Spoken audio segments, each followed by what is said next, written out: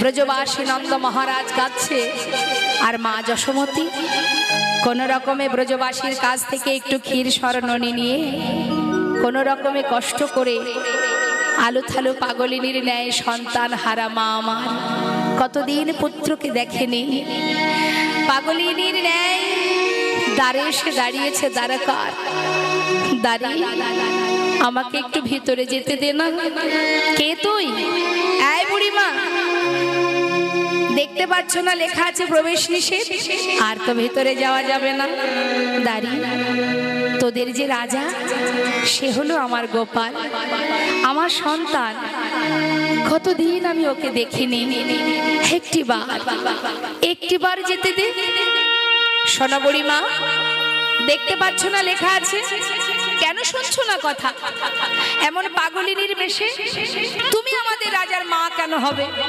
আমাদের মহারাজের মা সে তো রাজমাতা হবে, এমন পাগলিনী কাঙালিনী সে কেন মা হতে যাবে?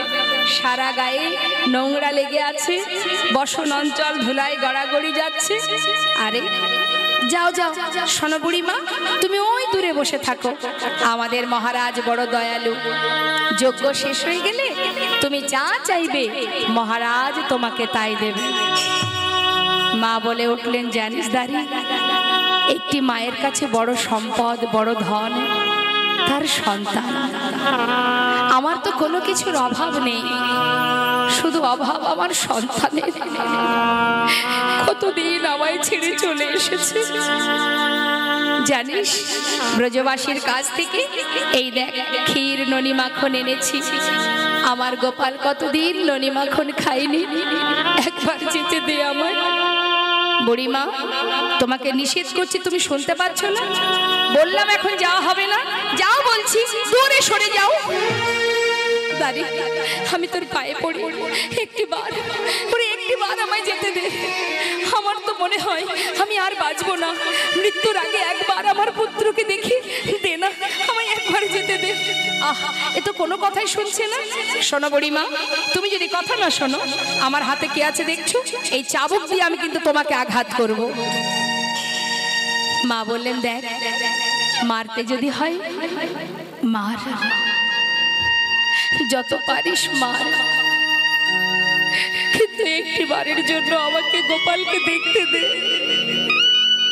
একবারের জন্য যেতে দে আমায়, আমি আর কিচ্ছু চাই না। এ তো কোনো কথাই শুনছে না, কেন বল করছো? চাবুকটা হাতে করে নিয়ে যেই না মা যশোমতীর অঙ্গে আঘাত করেছে, মা আমার ধুলায় গড়াগড়ি দিয়ে গোপাল গোপাল বলে কাঁদছে। গোপাল, আর বোধহয় তোর সঙ্গে দেখা হবে না বাবা। ওরে গোপাল, তোর দাঁড়িয়ে আমাকে আঘাত করছে রে। দেখ, সে চাবুকের আঘাত করছে, সে আমাকে মারছে। একবার আয় বাবা, একবার আয়। যতবার চাবুকের আঘাত করে ততবার মা চিৎকার করে গোপাল গোপাল বলে, গোপাল রে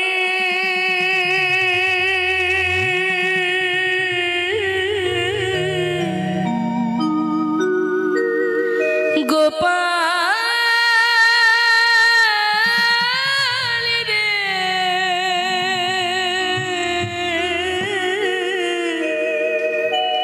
একবার সারা দে গোপাল, সারা দে। গোপাল রে,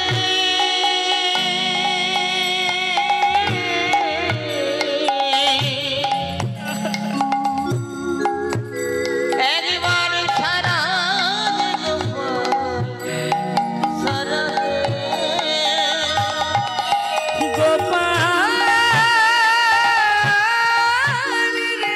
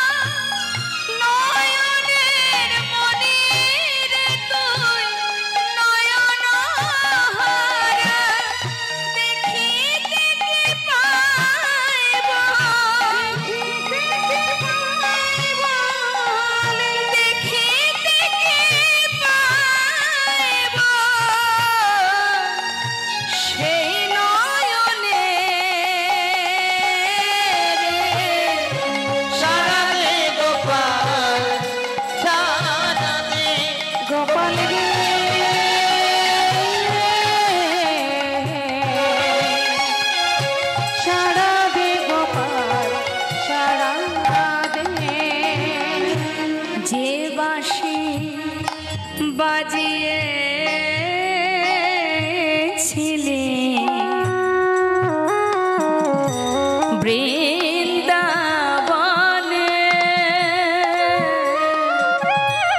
সেবা সেবা যাওয়া সবারে কানে যে বাঁশি বাজাইছিলি ওই মধুর বৃন্দাবনে সে বাঁশি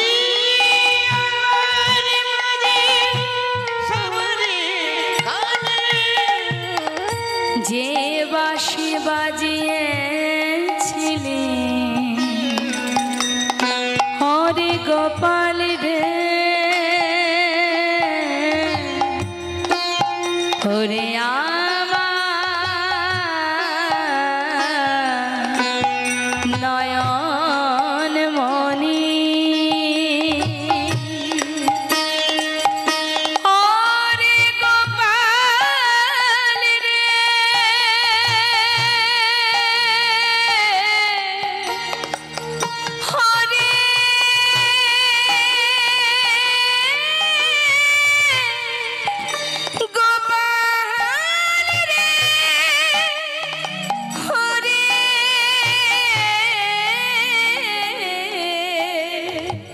হরে আমার নয়ন মণি গোপাল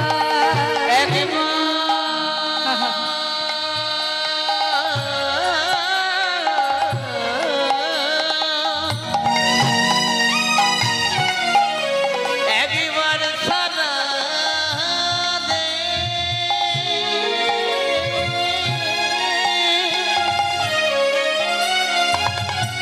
ওরে আমার প্রাণের গোপাল একবার সারা দে যে বাঁশি বাজিয়েছিলি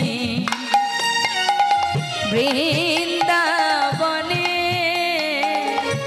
সে বাঁশি বাজাওয়া সবারে কানে তোর বিরহে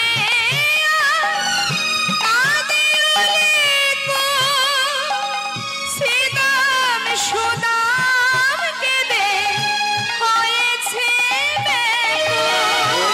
তোর বিরহে কাদিল কুল সিদামে সুদাম কেঁদে হইয়া ব্যাকুল সোনার ব্রজ সোনার ব্রজ সোনার ব্রজ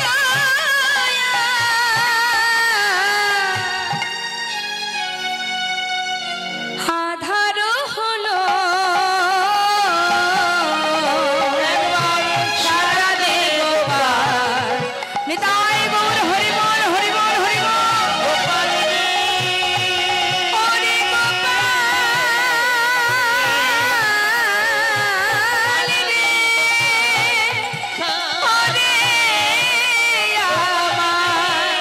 হরে আমার নয়ন মণি সারা দে একবার সারা দে একবার সারা দে সারা দে ওরে আমার গোপাল রে গোপাল রে সারা দে গোপাল সারা দে গোপাল সারা দে ডাকার মতো যদি কেউ ডাকে ভগবানের সাধ্য নেই দূরে থাকা মা যশোমতী বাৎসল্য প্রেমে সন্তানকে পাগলের ন্যায় যখন চিৎকার করে ডাকছে, গোবিন্দ আমার আর স্থির থাকতে পারল না।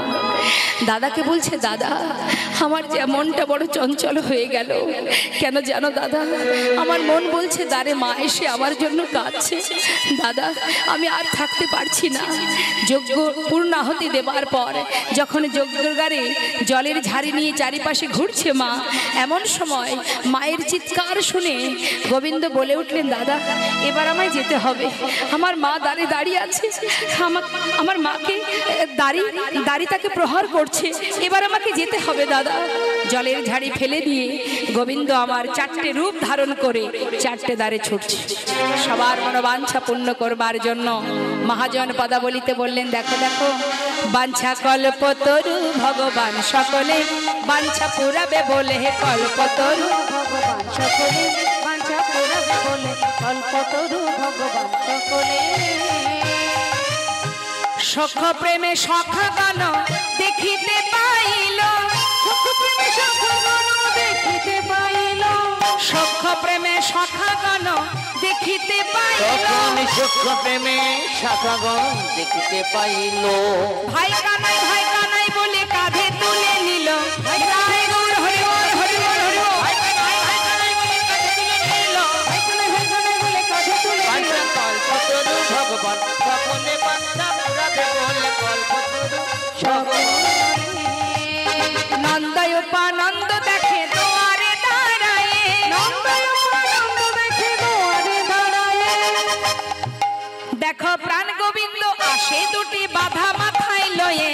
হরি বল, হরি বল, হরি বল।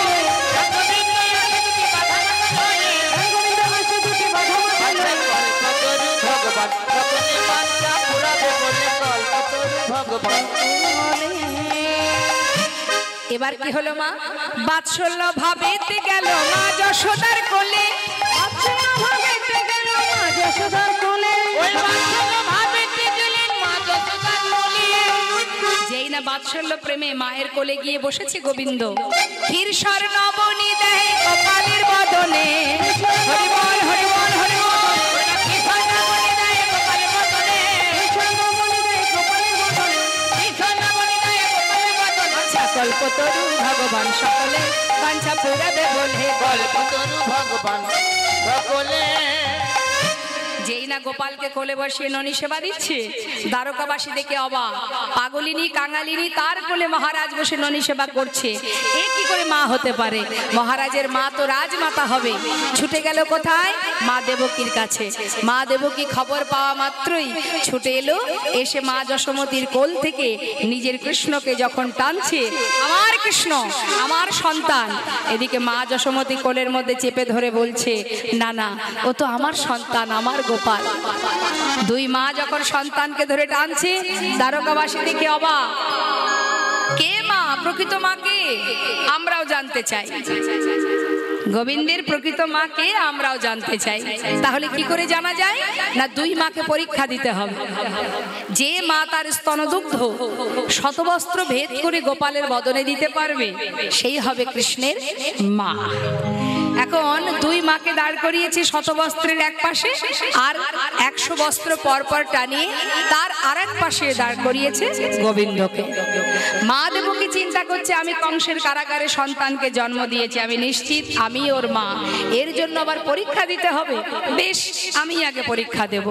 মা একটু গর্ব ভরে পরীক্ষা দিতে এসে দাঁড়ালেন পরীক্ষা দেবেন বলে। এই যে গর্ব হয়েছে মা, এই যে অহংকার, আমি আমার কৃষ্ণের মা, আমি আমার গোবিন্দের মা, হ্যাঁ, এটাই হলো অহংকার। এই অহংকার করেছে বলেই কিন্তু মা দেবকী পরীক্ষায় আজ উত্তীর্ণ হতে পারেনি।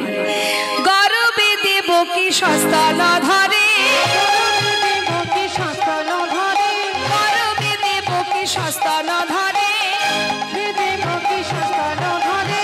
প্রথম বসন ভেদি না করে, প্রথমে বচন ভেদ না করে, প্রথম বসন ভেদি না করে। প্রথমে বচন ভেদ না করে। ভেদ হলো না, হলো না, ভেদ হলো না, ভেদ হলো না। প্রথম বসন ভেদ হলো না, প্রথম বসন ভেদ হলো না। প্রথম বসন ভেদি না করে। প্রথম বচন ভেদ বস্ত্র ভেদ হলো না। যখন ভেদ হলো না সবাই বললেন তাহলে তোমার পরীক্ষা শেষ। তুমি যখন একটা বস্ত্র ভেদ করতে পারলে না, এবার পরীক্ষা দেবে কে? মা যশোমতী। বাকি রইল মা যশোমতী। এবার মা যশোমতীকে ডাকছে, তুমি এসে পরীক্ষা দাও। মা যশোমতী কি বললেন? মা মনে মনে বললেন, গোপাল, সবার চোখে যদি আমি পরীক্ষায় হেরে যাই, আমি যদি তোর মা নাও হতে পারি, আমার কোনো দুঃখ নেই। সবাই জানবে আমি তোর মা নই, আমি তো জানবো তুই একমাত্র আমার সন্তান। এই হচ্ছে দীনতা। মা দেবকী অহংকার করেছিল কি? ও আমার গোপাল, আমার কৃষ্ণ। আর মা যশোমতী পরীক্ষায় দাঁড়িয়ে বললেন, সবাই জানুক আমি তোর মা নই, কিন্তু আমি তো জানবো তুই আমার সন্তান। তাই মা আমার দাঁড়ে দাঁড়িয়ে পরীক্ষায় দাঁড়িয়ে চোখের জলে বুক ভাসিয়ে কাঁদছে আর দুগ্ধ দিচ্ছে সন্তানের মুখে। গোপাল গোপাল গোপাল বলে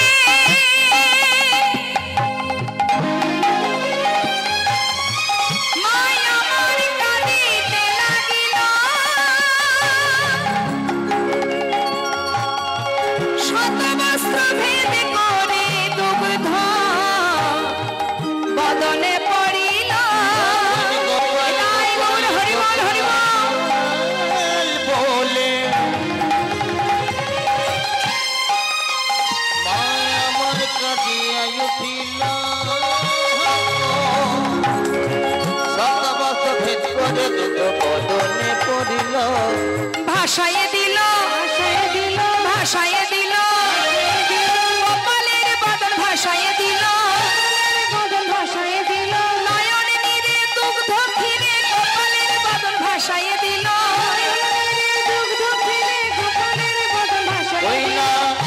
সমস্ত ভেদ করে দুগ্ধ বদনে পড়িল,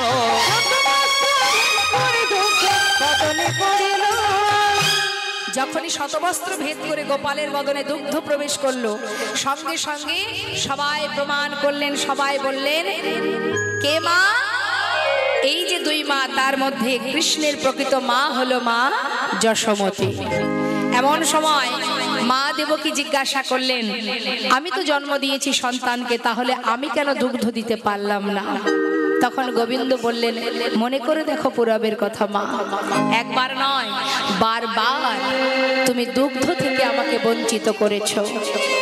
রাম অবতারে যখন আমি বনবাসে যাই, আমার মাতা কৌশল্যা আমার জন্য দুগ্ধ এনেছিল। তুমি ছিলে কৈকেয়ী, আমাকে দুগ্ধ পান করতে দেবে না বলে সেই দুধের বাটি ফেলে দিয়েছিলে। 14 বছর পর যখন আমি ফিরে আসি, তুমি কেঁদে কেঁদে বলেছিলে, রাম, যে ভুল আমি করেছি বাবা, তোর কাছে শুধু আমার একটাই চাওয়া, তুই আমাকে কথা দে, এর পরের জন্মে তুই যেন আমার গর্ভের সন্তান হয়ে জন্মগ্রহণ করিস। তাই হবে মা, কথা দিয়েছিলাম। পরের জন্মে তুমি দেবকী হলে আমি তোমার গর্ভে এলাম, আসা মাত্রই ভূমিষ্ঠ হওয়ার সাথে সাথে আমাকে এক ফোঁটা দুগ্ধ পান না করিয়ে পিতার মাথায় করে আমাকে গোকুলে পাঠিয়ে দিলে। তাহলে মা, আজ কেন সেই দুগ্ধ আমি পান করব? আর মা যশোমতী সেখান থেকে কেন দুগ্ধ পান করলাম শোনো তাহলে। মা যশোমতী হলেন সেই ধরা সতী, যে একটি স্তনের বিনিময়ে ভিক্ষা করে বৈষ্ণব সেবা দিয়েছিল। আমি বৈষ্ণব রূপ ধারণ করে সেবায় গিয়েছিলাম, একটা স্তনের বিনিময়ে তন্ডুল ভিক্ষা করে এনে সেবা দিয়েছিল। আর আমি তাই আশীর্বাদ স্বরূপ বলেছিলাম, যে স্তনের বিনিময়ে তুমি আজ সেবা দিলে, পরের জন্মে আমি তোমার সন্তান হয়ে সেই স্তন দুগ্ধ পান করব। নিতাই গৌর হরি বল। সেই ধরা সতী হচ্ছে মা যশোমতী। হরি বল, হরি বল। যখনই প্রমাণিত হলো মা যশোমতী হলো গোপালের একমাত্র মা, প্রকৃত মা। তার মানে জন্ম দিলেও কিন্তু মা হওয়া যায় না। এবার কি হলো? রাধারানী বসে আছেন পথে দরজার কাছে, কখন আসবে গোবিন্দ। গোবিন্দ আমার সেই সুন্দর রাজবেশ পরিধানে যাচ্ছে রাধারানীর কাছে। সখীরা দেখতে পেল, কি দেখলো? মধুর রসে সখীগণ দেখিতে পাইল, মধুর রসে সখীগণ দেখিতে পাইল, মধুর রসে সখীগণ দেখিতে পাইল, মধুর রসে সখীগণ দেখিতে পাইল। আমা রাজবেশ, রাধারানী কি করলেন? অভিমানে কমলিনী বদন ফিরাইল, অভিমানে কমলিনী বদন ফিরাইল, অভিমানী কতনী বদন ফিরাল। অভিমানে কমলিনী বদন ফিরাইল।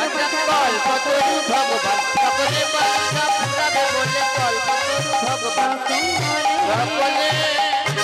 বদনটা আড়াল করে আছে, মুখ দেখবে না। সখীরা বলছে কি রে, যার জন্য এত কষ্ট করে এলাম সে তো এসেছে তোর কাছে, হঠাৎ তুই বদনটা আড়াল করে দাঁড়ালি। শ্রীমতী রাধারানী বললেন, সখী রে, ওকে চলে যেতে বল। আমি তো কোনো রাজাকে ভালোবাসি নাই, আমি ভালোবেসেছিলাম এক রাখালকে, আমি কোনো রাজাকে চিনি না, চলে যেতে বল। আহা, যেই না বলেছে গোবিন্দ ভাবলেন রাধারানী রাজবেশ পছন্দ করেন না, তাই রাজবেশ পরিত্যাগ করে রাখালের বেশ পরিধান করলেন। রাখালের বেশ পরিধান করে এসে কি করলেন মা, রাধারানীকে তাড়াতাড়ি করে হাত দিয়ে ধরে পাশে বসালেন। তরাতরি করে ধরে বসাইল বামে,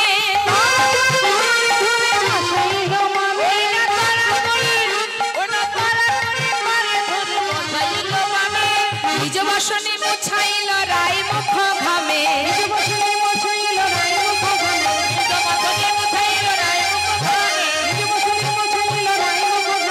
কল্পতরু ভগবান সকলে বাঞ্ছা পুরাবে বলে কল্পতরু ভগবান। পাশে বসালেন রাধারানীকে, বসে কি করলেন, ভাঙিয়া চূড়ার ফুল চরণ পূজা করে, ভাঙিয়া চূড়ার ফুল চরণ পূজা করে, ভাঙিয়া চূড়ার ফুল চরণ পূজা করে। তাই না দেখে সখীরা সবাই মৃদু মৃদু হাসছে। হ্যাঁ, আর কি বলছে, হেই মা হেই মা তা জানি না, এই মাহে মাতা জানে না, হেই মা হেই মা তা জানি না, হে মাতা জানে না, পুরুষ নারীর চরণ সেবা করে, হেই মা হেই মা তা জানি না, হয়ে নারী চরণে মাতারে, এই মাহে মাতা জানে না। পুরুষ নারীর চরণ সেবা করে, হেই মা হেই মা তা জানি না। চরণ সেবা করে, হে মাতা জানে না। নিজের মস্তকের চূড়া থেকে ফুল নিয়ে রাধারানীর চরণ পূজা করছে। আর কি করছে, আনিয়া প্রভাসের জল চরণ ধোয়ালো, আনিয়া প্রভাসের জল চরণ ধোয়াইল, আনিয়া প্রভাসের জল চরণ ধোয়ালো। ওই যে মুনি ঋষি বলেছিল না, যেদিন চরণ ধোয়ার জন্য গোবিন্দ প্রভাস থেকে জল নিয়ে রাধারানীর চরণ ধৌত করবে, সেই দিনে তুমি উদ্ধার হবে। তাই গোবিন্দ আমার সেই জল নিয়ে যখন চরণ ধৌত করলেন, মহাজন লীলার পাশে দাঁড়িয়ে কি বললেন, কালী মূরতি হয়ে রাধারানী বলে উঠলেন, রে সুতাপা, মনে করে দেখ পুরবের কথা, তুই কে ছিলি, আমি কে ছিলাম, মনে আছে তোর? তুই ছিলি সুতাপা ঋষি, সাধনা করেছিলি বিষ্ণুর কাছে যে তোমার বামে যে লক্ষ্মী তাকে আমি আমার পত্নী রূপে পেতে চাই। সাধনায় সন্তুষ্ট হয়ে প্রভু বলেছিল, রে সুতাপা, তুই যে বর চাইছিস এবার আমি দিতে পারবো না, আমাকে লক্ষ্মী ছাড়া করিস না, তুই অন্য কোনো বর চা। কিন্তু কোনো কথা তুই শুনিসনি, এক পায়ে দাঁড়িয়ে কঠিন তপস্যা করেছিলি। তপস্যায় সন্তুষ্ট হয়ে ভগবান বলেছিলেন, সুতাপা, তুমি কি তোমার মত বদলেছ? না প্রভু, তোমার বামে যে লক্ষ্মী তাকে আমি আমার স্ত্রী রূপে পেতে চাই। বাঞ্ছা কল্পতরু ভগবান তোকে বারণ করা সত্ত্বেও তুই শুনিসনি বলে অবশেষে তার বামে যে লক্ষ্মী অর্থাৎ আমি, আমাকে তুই পত্নী রূপে পেতে চাস, সেই বরে দিয়েছিল। তথাস্ত, তোমার মনোবাঞ্ছা পূর্ণ হবে। আমি জিজ্ঞাসা করেছিলাম, সুতাপা, জগতে এত কিছু থাকতে তুই কেন আমাকে পত্নী রূপে চাস? তবে তুইও শুনে রাখ, তুই যখন আমাকে পত্নী রূপে পেতে চাস, আমি তোর ঘরের ঘরণী হব, তোর স্ত্রী হব আমি, কিন্তু তুই হবি নপুংস। মনে পড়ে সেদিনের কথা? দেখুন মা, আয়ান কিন্তু রাধারানীকে মাতৃজ্ঞানে ভালোবাসতেন। এবার যেই না আয়ান পুরবের কথা মনে পড়ে গেছে, চরণটা জড়িয়ে ধরে কাঁদছে। শুধু একটা কথাই বলে উঠলেন, হে রাধে, শুধু তোমার কাছে একটি নিবেদন, এ জন্মে আর দেখা পাই বা না পাই, মৃত্যুর আগে যেন তোমাদের যুগল দর্শন পাই। আয়ানের হলো চৈতন্য, বলে শ্রীমতী তুমি ধন্য, ধানতে চিনতে না পেরে বলেছি কত কুবচন,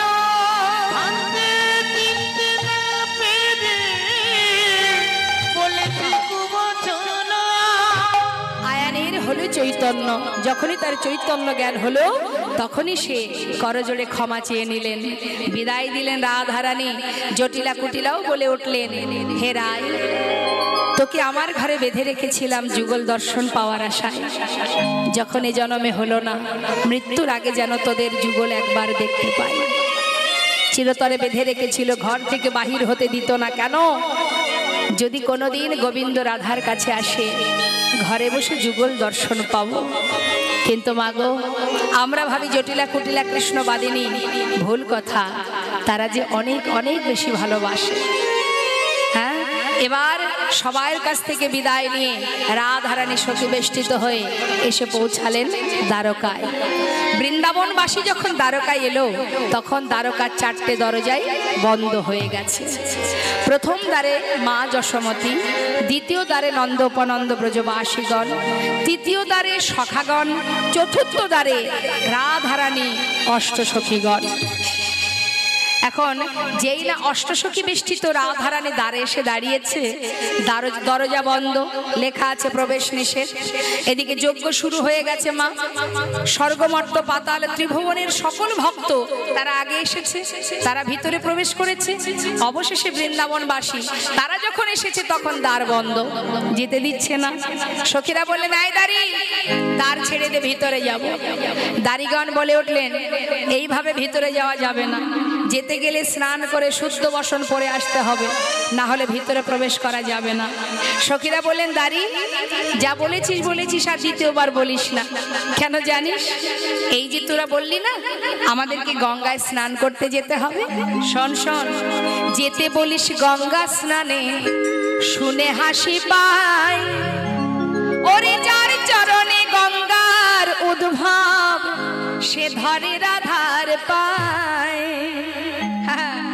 ছিছি বলতে লজ্জা হয়, ছিছি বলতে লজ্জা হয়, বলতে লজ্জা হয়। ওরে যার চরণে গঙ্গার উদ্ভব, সে ধরে রাধার পায়। ছিছি বলতে লজ্জা হয়, বলতে লজ্জা হয়, আমাদের বলতে লজ্জা হয়। ছি ছি ছি। হ্যাঁ, যার চরণে গঙ্গার উদ্ভব, মানে যেখান থেকে গঙ্গার সৃষ্টি, কার, কোথা থেকে সৃষ্টি? গোবিন্দের চরণ থেকে। তা যার চরণে গঙ্গার সৃষ্টি, সেই গোবিন্দ আমাদের রাধারানীর চরণ ধরে কুল পায় না, আর তুই কিনা বলছিস গঙ্গায় স্নান করতে যেতে। শোন শোন, এই দাঁড়ি, ভিতরে যা, তোদের রাজাকে গিয়ে বল আমরা এসেছি, গুরু এসেছে দ্বারে। যা বলগা, যা তোর রাজারে, রাজগুরু এসেছে দ্বারে। বলগা,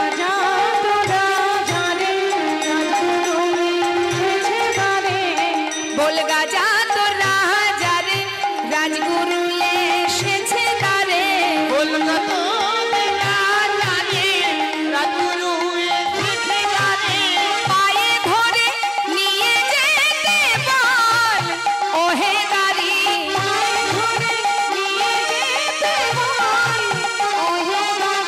কেমন যজ্ঞ করে রে, কেমন যজ্ঞ করে রে, গুরু বিনে তোদের রাজা কেমন যজ্ঞ করে রে, গুরু বিনে তোদের রাজা কেমন যজ্ঞ করে রে। না গুরু বিনে তোদের রাজা কেমন যজ্ঞ করে রে। পায়ে ধরে নিয়ে যেতে বল, ওহে দাঁড়ি, ওইটা পায়ে ধরে নিয়ে যেতে বল, ওহে বাড়ি।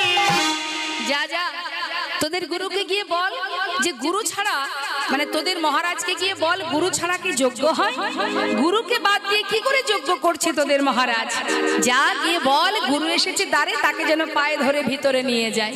এখন দাঁড়িয়ে একবার রাধারানীর দিকে তাকাচ্ছে, আর একবার মহারাজের চিন্তা করছে।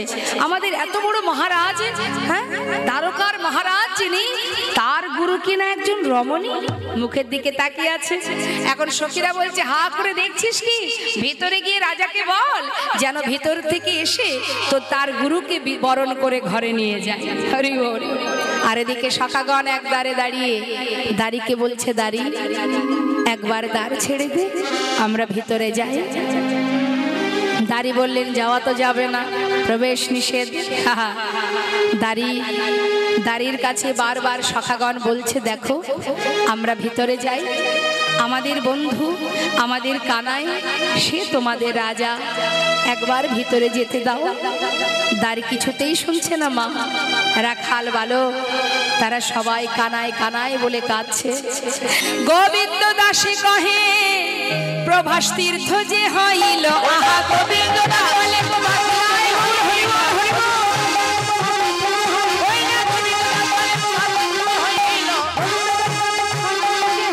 কল্পতরু ভগবান সকলে বাংলা পুরাবে বলে কল্পতরু ভগবান। সখীরা তাড়াতাড়ি করে কি করলেন, আনিয়া মালতীর মালা রায়ের করে দিল, আনিয়া মালতীর মালা রায় করে দিল। ও রাধে নে ধর, বধুর গলায় পরা। রাধারানী হাতে যেই না মালতী ফুলের মালা দিয়েছে, রাধারানী কি করলেন মা, বধুর গলায় পরাইয়া বামে দাঁড়াইল, জয় গৌর হরে গৌর হরে হরে। তখন বধুর গলায় পরাইয়া বামে দাঁড়াইল, কল্পতরু ভগবান সকলে বাংলা পুরাবে বলে কল্পতরু ভগবান। যেই না বামে দাঁড়ালেন, রাধা গোবিন্দের যুগল দর্শন করে সখীরা সবাই মিলে যুগল গুণগান গাইতে লাগলেন। লীলা এবার আমাদের বিশ্রামে যাবে। সবাই আমরা দর্শন করলাম প্রভাস নদীর তীরে রাধা কৃষ্ণের মধুর মধুর মিলন। আজ যুগলে দাঁড়িয়েছে, আমরাও সবাই মিলে যুগল হেরে যুগল গুণগান গাইব। জয় রাধে রাধে বল, কৃষ্ণ কৃষ্ণ বল, রাধে রাধে বল, কৃষ্ণ কৃষ্ণ বল, রাধে রাধে বল, কৃষ্ণ কৃষ্ণ বল, জয় রাধে রাধে বল, জয় রাধে জয় কৃষ্ণ, জয় রাধে জয় কৃষ্ণ,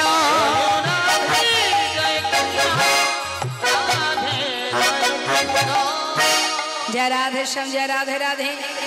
আমরা একটা যুগল ভজন গাইব, হ্যাঁ সবাই মিলে আমরা দর্শন করব রাধা গোবিন্দের যুগল মূর্তি, আর একটা যুগল ভজন গাইব, সবাই মিলে গাইব। কেমন? এটা মহাজনী পদের মধ্যে দিয়ে সুন্দর ভজন।